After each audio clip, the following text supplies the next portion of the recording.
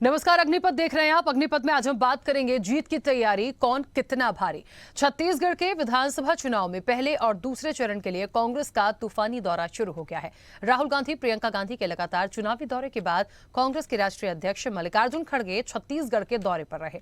जनसभा को संबोधित करते हुए उन्होंने बीजेपी पर जमकर निशाना साधा और कहा कि समाज, संविधान, लोकतंत्र और देश को बचाना है तो कांग्रेस को वोट करें। भाजपा के लोगों ने देश के लिए कुछ नहीं किया, हमने यहाँ के लोगों के लिए काम किया, इसलिए वोट मांग रहे हैं। उधर बीजेपी ने खड़गे के बयान पर तंज कसते हुए कहा कि जिस सत्ता के लालच में आप छत्तीसगढ़ आए हैं, इसे कांग्रेस ने एटीएम बनाकर आपके अपने केंद्रीय नेतृत्व को पोषित किया है। उस छत्तीसगढ़ का निर्माण भारतीय जनता पार्टी ने किया। कुल मिलाकर आरोप प्रत्यारोप का दौर जारी है। जीत की तैयारी है। अब जनता किसकी नैया पार लगाएगी, ये देखने वाली बात होगी। लेकिन इन सबके बीच में भूपेश बघेल ने भी बहुत सारी बातें की हैं। देखिए, कांग्रेस ने अपनी 17 घोषणाएं करी हैं। कर्ज माफी के साथ साथ मुफ्त में शिक्षा, बिजली, इन तमाम चीजों का भी, स्वास्थ्य, इन तमाम चीजों का भी जिक्र किया गया है। उधर बीजेपी ने भी एक कोशिश की है इसको गेन करने की, क्योंकि आवास बनाने की बात कांग्रेस कर रही थी, तो बीजेपी का भी ये मानना है 75,000 रुपए में आवास बनाकर देंगे। पीएससी घोटाले की जांच कराएंगे यदि बीजेपी की सरकार बनती है। तो लगातार धीरे धीरे जो मामले एक एक करके आ रहे हैं, क्योंकि घोषणा पत्र का तो कुछ पता नहीं है, लेकिन ये जो बातें कहीं और बोली जा रही हैं, इनका वाकई कितना प्रभाव पड़ेगा जनता के दिल में, ये देखने वाली बात होगी। इस चर्चा को आगे बढ़ाऊंगे, इससे पहले कुछ प्रतिक्रिया है आपको सुनाते हैं।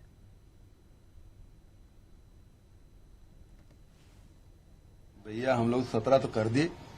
राहुल जी ने घोषणा की, गारंटी दी, प्रियंका जी ने गारंटी दी, हम सब ने गारंटी दी है, लेकिन भारतीय जनता पार्टी से एक हाथ तो आता, बस उल्टा लटका के सीधा करेंगे। और प्रधानमंत्री जी आ रहे हैं तो कम से कम जो बस्तर में जो उड़ान योजना है, जिसमें सस्ती हवाई यात्रा होती थी, उसको भी बंद कर दिया। अब महंगी टिकट खरीद के लोग यात्रा कर रहे हैं। प्रधानमंत्री जी कम से कम उसमें कुछ संज्ञान ले लेते। मैं यहाँ पर जो आया हूँ और आपसे विनती करूंगा, एक तरफ तो हमको चुनाव जीतना है, लेकिन सबसे ज्यादा समाज को बचाना है और संविधान को बचाना है और लोकतंत्र को बचाना है, देश को बचाना है। ये सबसे बड़ी बात है। अगर आज लोग बहुत से बात करते हैं, महात्मा गांधी जी ने अगर आजादी दिलाई नहीं होती, या वो नहीं लड़ते, नेहरू जी नहीं लड़ते, वल्लभ भाई पटेल नहीं लड़ते और बाबा साहब अम्बेडकर संविधान नहीं लिखते, तो हम लोगों को फिर वही रहना पड़ता था हमारे जंगलों में। कोई स्कूल नहीं था, कोई हॉस्पिटल नहीं था, कोई दुकानदारी करने के लिए पैसे नहीं थे, बैंक्स नहीं थे। ये सब किसने किया? कांग्रेस ने किया। और बाकी के लोग तो ऐसा ही आते हवा में। मुझे बताओ, बीजेपी ने इस देश के लिए क्या किया? खड़गे जी, आप कहते हैं कि छत्तीसगढ़ में भारतीय जनता पार्टी ने कुछ नहीं किया, तो खड़गे जी, जिस छत्तीसगढ़ की सत्ता के लालच में आप छत्तीसगढ़ आए हुए हो, जिसे एटीएम बनाकर कांग्रेस ने लगातार आपके केंद्रीय नेतृत्व को पोषित किए, उस छत्तीसगढ़ का निर्माण भारतीय जनता पार्टी और उनके यशस्वी प्रधानमंत्री अटल बिहारी वाजपेयी जी ने किया था। एक बीमारू राज्य से विकसित राज्य छत्तीसगढ़ को हमने बनाए हैं, और संविधान की बात कांग्रेस न करे तो बेहतर है, क्योंकि पूरा देश जानता है कि आजादी के बाद फिर गुलाम करके देश में आपातकाल इसी कांग्रेस सरकार ने लगाया था। संवैधानिक संस्थाओं पर आपको कभी भरोसा नहीं रहा है। आप कभी राज्यपाल पर आरोप लगा देते हैं, कभी राष्ट्रपति के बारे में अपशब्द कह देते हैं, और जब केंद्रीय एजेंसियां आपके ऊपर भ्रष्टाचार की कार्रवाई करती है, उसकी विश्वसनीयता में भी प्रश्न चिन्ह लगा देते हैं। सिर्फ और सिर्फ तुष्टीकरण की राजनीति कांग्रेस का उद्देश्य है। भैया, हम लोग 17 तो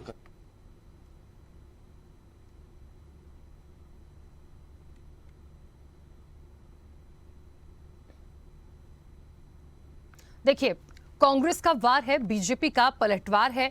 जीत की तैयारी भी दोनों तरफ से हो रही है, अपनी अपनी बातों का बखान किया जा रहा है। दोनों ने जनता के राय मशवरा से, जनता के एक सुझाव से कहना चाहिए कि एक घोषणा पत्र को तैयार किया, लेकिन वो अभी किसी के सामने नहीं है। उस घोषणा पत्र में से कुछ कुछ चीजें निकलकर सामने आ रही है। कांग्रेस 17 घोषणाएं कर चुकी है, जिसमें कर्ज माफी एक बड़ा है मुद्दा। निश्चित तौर पर मास्टर स्ट्रोक की तरह कांग्रेस ने इसको खेला है। अब मुफ्त शिक्षा, स्वास्थ्य और बिजली की बात भी हो रही है। इसके साथ साथ बीजेपी ने जो 2-3 चीजें सामने रखी हैं, उन्होंने कहा हम पीएससी घोटाले की जांच कराएंगे, जो बड़ा मुद्दा छत्तीसगढ़ में कहीं ना कहीं देखने को मिला।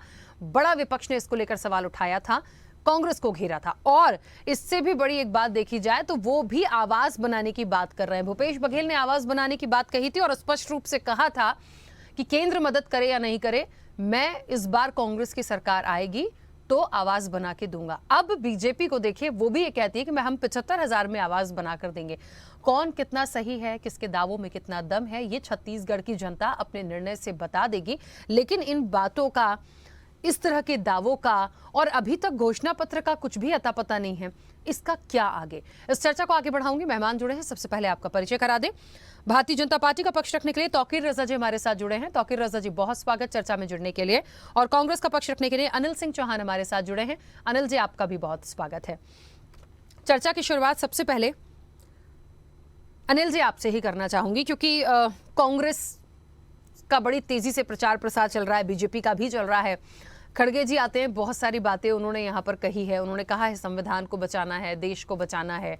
निश्चित तौर पर कांग्रेस को वोट दीजिए, और भारतीय जनता पार्टी ने कुछ नहीं दिया।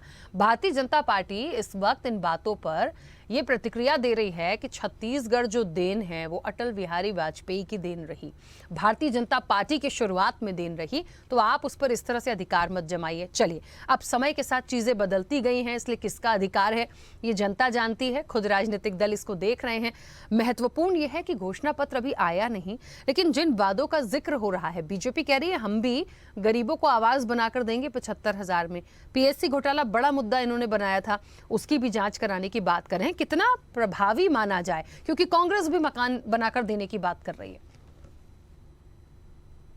देखिए राकेश जी, पहली बात का मैं आपको वहां शुरू करूंगा कि छत्तीसगढ़ निर्माण की जहां तक ये बात कर रहे थे, खूबचंद बघेल से लेके विद्याचरण शुक्ल जी, सारे कांग्रेस के नेताओं ने छत्तीसगढ़ में एक बड़ा आंदोलन खड़ा किया। जंतर मंतर पे हम धरने पे बैठे। तत्कालीन दिग्विजय सिंह सरकार ने विधानसभा में प्रस्ताव पास किया, तब जाके भारतीय जनता पार्टी की केंद्र सरकार ने राज्य का गठन किया। उसमें श्रेय लेने की क्या बात है? दूसरी बात देखिए राखी जी, देश की आजादी का इतिहास और कांग्रेस का इतिहास समानांतर है। आजादी के बाद एक शैशव अवस्था में जब हिंदुस्तान था, कैसे हिंदुस्तान को स्थापित किया गया, कैसे बड़े बड़े इंस्टीट्यूट बनाए गए जो आज वर्ल्ड लेवल के हैं, और कैसे उन इंस्टीट्यूट को बेचने का काम चल रहा है, वो भी सारा विश्व जान रहा है। छत्तीसगढ़ या देश की बात नहीं है। नगर नार जैसे स्टील प्लांट बन रहे हैं, लेकिन उनको बनने के साथ ही उनके बिक्री का सौदा अदानी जी से हो चुका है इनका, और राज्य सरकार को उसमें बिडिंग भी नहीं करने देंगे। भारतीय जनता पार्टी यहां 15 सालों तक सरकार में रही। गर्भाशय, अखड़वा, नसबंदी, कोल घोटाला, इतने घोटाले हुए, नक्सलवाद की भेंट चढ़ा दिया गया छत्तीसगढ़ को। राखी जी, कोई डॉक्टर या मशहूर इंजीनियर छत्तीसगढ़ आने से, रायपुर आने से डरता था, कहते थे नक्सल प्रदेश है, जो फॉरेन से आते थे। आज छत्तीसगढ़ में विकास की धारा बह रही है। वनांचल के लोग, किसान, सभी वर्ग, युवा, महिलाएं सब सुरक्षित हुए।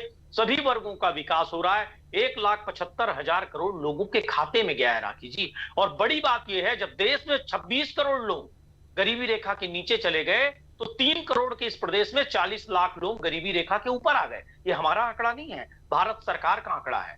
भारतीय जनता पार्टी ने रॉकेट की तरह विकास किया। किसका? सिर्फ अदानी जी का और 2-3 अरबपतियों का। कांग्रेस ने विकास किया उन 40 लाख गरीबों का जो आज गरीबी रेखा के ऊपर आ गए हैं। उन गरीबों का, वनांचल के लोगों का, आदिवासियों का, युवाओं का। आज छत्तीसगढ़ बेरोजगारी में सबसे कम है हिंदुस्तान में।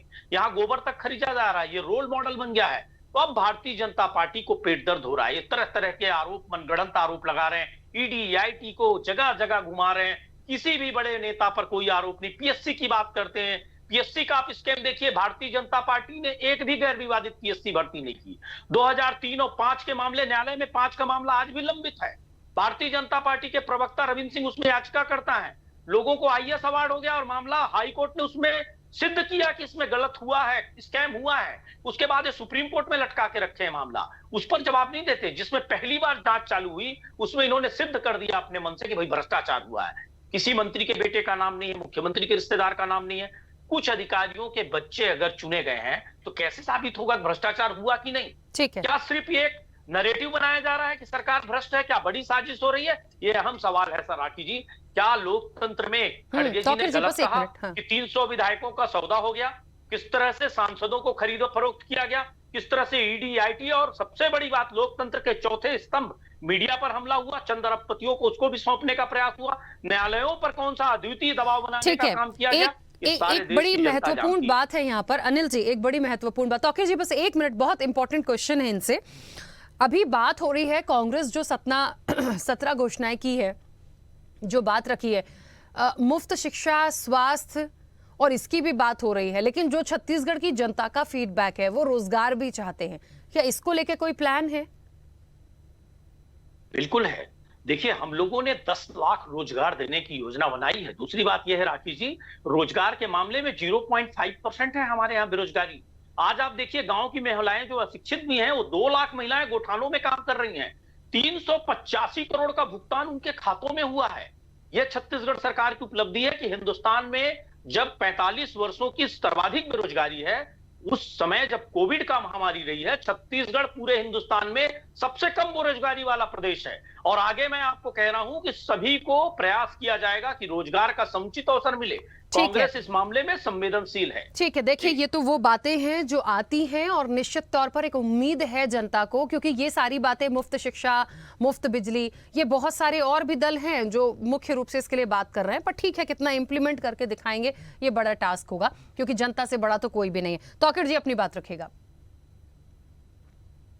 देखिए, ऐसा है, झूठ परोसना कांग्रेस की नीति और परिणति रही है।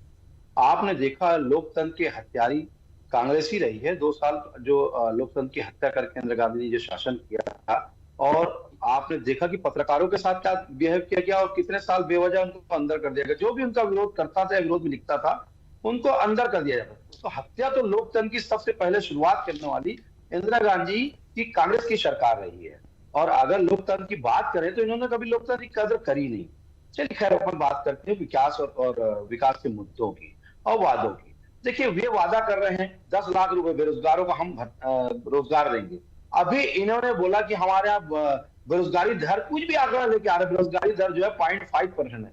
भाई साहब, इसका मतलब यह है, अभी जो विधानसभा में, आखिरी विधानसभा में जब क्वेश्चन उठाया गया था, तो आपके जो मंत्री हैं उन्होंने बोला था कि अभी जो है हमारे पास लगभग 18 लाख बेरोजगार हैं। इसका मतलब क्या हुआ? कितनी बेरोजगारी दर है आप खुद निकाल लीजिएगा।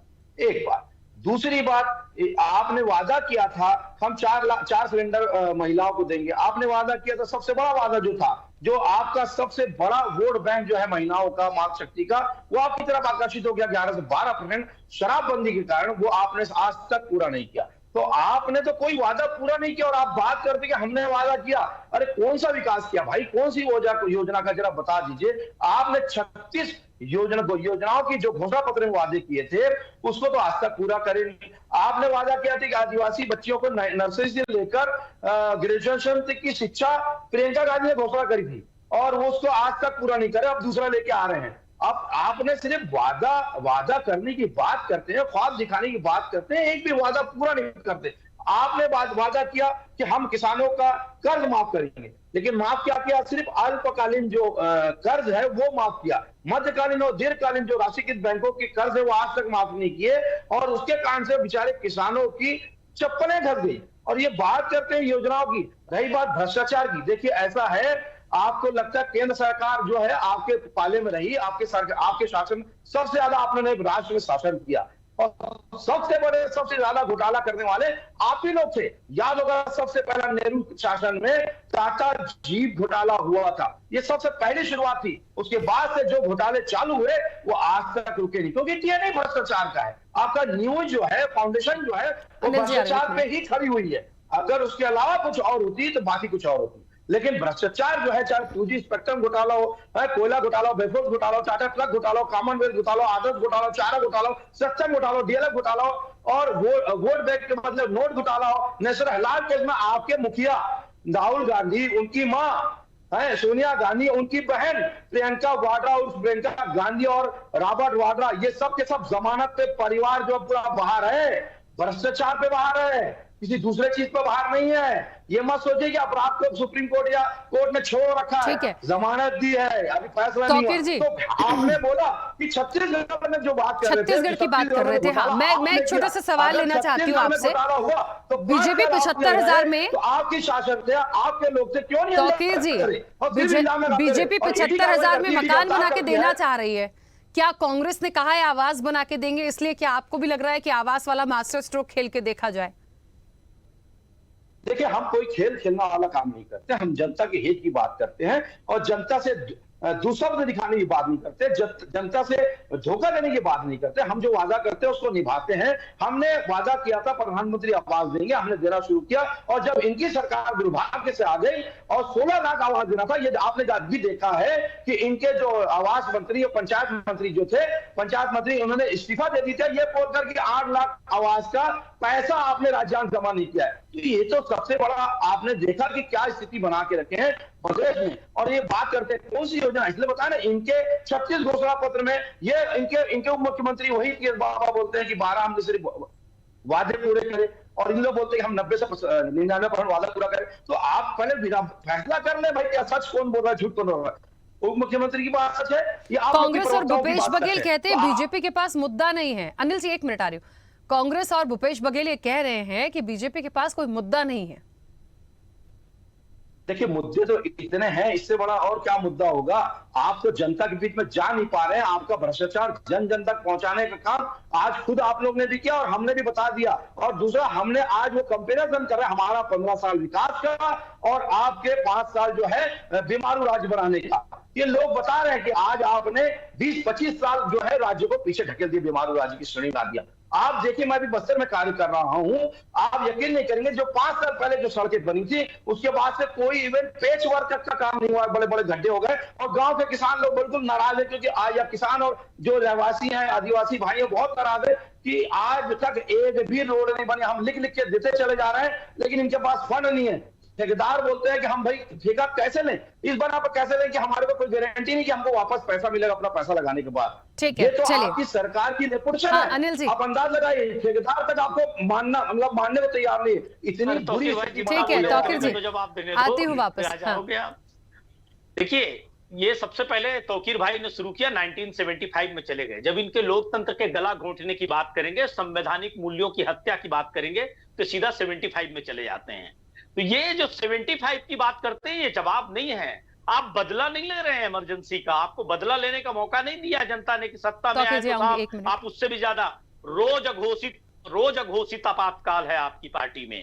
इंदिरा जी ने किन परिस्थितियों में लगाया, क्या परिस्थितियां थी, कांग्रेस ने छबामी बागी, साहब वो जवाब नहीं है। जवाब आपको आज का देना पड़ेगा कि ये अघोषित आपातकाल क्यों। साहब, एक मिनट पहले जवाब दे देंगे, फिर आपको मौका मिलेगा। एक मिनट आपको मैं धैर्यपूर्वक उसके बाद जवाब देना। चलिए, मुझे तो ऐसा लग रहा है कि हम आपातकाल और पता नहीं नेशनल हेराल्ड और पता नहीं कहां चले गए। हम छत्तीसगढ़ पे बात करें, पहले चरण की वोटिंग बहुत नजदीक है, आज 1 तारीख हो गई है।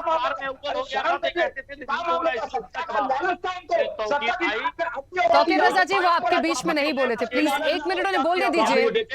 को भी बोलने का मौका दो। आपकी झल्लाहट बता रही है, बौखलाहट बता रही है कि आप सुनना ही नहीं चाहते हो किसी को। नहीं, सुन दो लोग बात करेंगे, आपको बिल्कुल आपको वही जवाब दूंगा। आप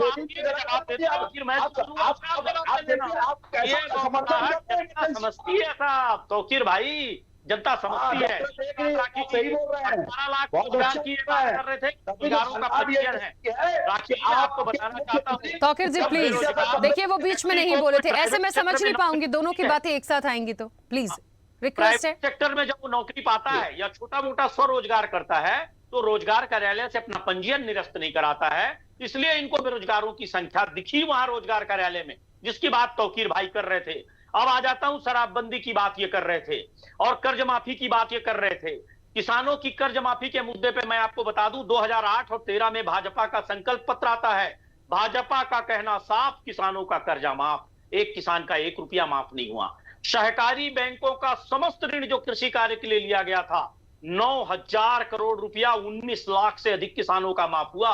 अदानी के चाचा का माफ नहीं हुआ तौकीर जी। उसका जवाब आपको छत्तीसगढ़ की जनता मांगेगी। साहब 8 और 13 में तो आप नहीं कर पाए, कांग्रेस ने तो किया। 2 साल का बोनस आपने धान का नहीं दिया, आपने विश्वसनीयता खो दी। हमारे मुख्यमंत्री जी ने ये हक से टीवी चैनल पर बैठ के बोलते हैं, भैया हमारे समय वाला बोनस क्यों नहीं दिए? तो मुख्यमंत्री जी ने प्रधानमंत्री को चिट्ठी लिखी कि अनुमति दे दीजिए, हम दे देंगे बोनस, हम अपने पैसे से दे देंगे। ये नहीं दिए। छत्तीसगढ़ का जीएसटी और रॉयल्टी का 20,000 करोड़ से अधिक रोक दिया केंद्र सरकार ने। 80,000 ट्रेनें बंद हो गई, बारदाने नहीं मिले। 9 सांसद 11 में से भारतीय जनता पार्टी के चुन के आए हैं इस प्रदेश से। किसी ने मोदी जी के सामने सवाल नहीं पूछा कि भैया छत्तीसगढ़ियों की रेलगाड़ी क्यों बंद? मालगाड़ी तो चल रही है अदानी जी की, उसके लिए क्या है? तो कोई सवाल नहीं पूछा। रमन सिंह जी भी कोई सवाल नहीं पूछे। तौकीर भाई की तो बात ही अलग है। उसके बाद मैं आपको आऊंगा, बताऊंगा कि ये शराबबंदी की बात कर रहे थे। शराबबंदी की बात पर मैं आपको बताना चाहता हूं कि छत्तीसगढ़ की जनता से जब हमारी 3 कमेटियों ने फीडबैक लिया तो ये बात आई कि शराब ही नहीं, कई और सूखे नशे हैं जो छत्तीसगढ़ की नस में घुसने का प्रयास कर रहे हैं। आज 100 से ऊपर दुकानें बंद हो गई शराब की। छत्तीसगढ़ पूरे हिंदुस्तान में 3 करोड़ की आबादी होने के बाद भी 10 करोड़ की आबादी वाले राज्यों की जगह टॉप पर था शराब में। आज वो 17वें नंबर पर आ गया। शराब की खपत घट गई। शराब की पॉलिसी इनकी थी। आज शराब स्कैम का आरोप लगाते हैं। 20,000 करोड़ का घोटाला इनके टाइम में हुआ। हमारे यहाँ तो जो स्कैम किए वो डिस्टिलरी वालों को अंदर करने का काम हुआ राखी जी। और मुझे तो ऐसा भारतीय लगता जनता है पार्टी ने 15 सालों में इसको ठीक है। बदनाम करने का काम किया। अनिल आदिवासियों जी, पे कुछ नहीं किया। देखिए इन्होंने एक बात बाई बहुत शपथ स्पष्ट के है, नाम पर कमीशन चोरी बहुत करते स्पष्ट रहे। है कि चाहे बीजेपी हो या कांग्रेस हो, दोनों के पास अपनी अपनी बातें रखने के लिए बहुत कुछ है, अपनी बातों को बताने के लिए बहुत कुछ है। मुझे लगता है जो वहां की जनता है उसको बहुत ज्यादा अच्छे से बारीकियां समझ में आ रही होंगी, क्योंकि इस वक्त प्रचार भी चल रहा है और बहुत सारी बातें की जा रही हैं, तो वो पूरा आकलन खुद ही करके दे देंगे। और जिसका जो, क्योंकि इस बार का इलेक्शन बेहद दिलचस्प और रोचक सा है, तो कोई कितना ही आरोप प्रत्यारोप लगा रहे, निर्णय जनता को देना है। तो यहाँ तो ठीक है, देखिए अपनी अपनी पार्टी के बारे में बात करेंगे, पर मुझे वाकई में लगता है स्थितियां कितनी सुधरी हैं, कितने % सुधरी हैं, ये जरूर देखा जाएगा और ये बहुत महत्वपूर्ण भी होता है। समय की भी सीमा है। हाँ तौकीर जी अपनी बात रखिएगा। देखिए अभी ये बता रहे थे शराब घोटाला के बारे में कि हमारे शासन के शराब घोटाला हुआ। देखिए कितना चोर दूसरे को कैसे चोर समझता है, इससे समझ में आता है। अरे भाई शासन में आपके घोटाला हुआ, इल्जाम उल्टा आप हमारे पर लगा रहे हैं। आपने एक शराब दुकान पे 2 गल्ले लगाए, एक आप सरकार को दिखाने के लिए और बाकी दूसरा गल्ला आपने, आपके नेता जो है ढेबर जैसे नेता, चंद्राकर जैसे नेता, वो घपला करने की करती। आज अगर उस पर कार्रवाई हुई है तो ईडी ने, हमारी भारत सरकार ने, भाजपा की सरकार ने कार्रवाई करी है। आपकी सरकार के मुखिया पूरी पहन के बैठे थे क्या? या उनके सनातन विरोधी जो मुख्यमंत्री के फादर हैं, जो सनातन विरोधी है, उनके उन्होंने बता दिया था क्या? केंद्रीय एजेंसियों सनातन विरोधी कार्य करो, ऐसा कार्य करो। अरे भाई साहब आपने घोटाला किया, दूसरे पर इल्जाम लगाने से पहले सोचना सीखो। आप क्या कर रहे हो? आप सिर्फ यही कार्य नहीं कर रहे हो, ईडी पर कार्रवाई करें तो आपका समर्थन करने लग जाते हो। और सत्ता जैसे महादेव जैसे जो उनके संरक्षण है, पूरे प्रदेश की जनता जानती है। नजर आते हैं जब कार्रवाई होती है, आप क्या करके नजर आते हैं? आप जरा देखिए, उनका समर्थन करने नजर आते हैं, संरक्षण करते हैं। और जब आप करती है तो आप आपके विरोध में खड़े हो जाते हैं। आप ड्राइवर को गिरफ्तार करती है तो आपके विरोध में खड़े हो जाते हैं। दादा को गिरफ्तार करती है आप विरोध में खड़े हो जाते हैं। इसका मतलब क्या सरकारी एजेंसियां कार्य नहीं करें?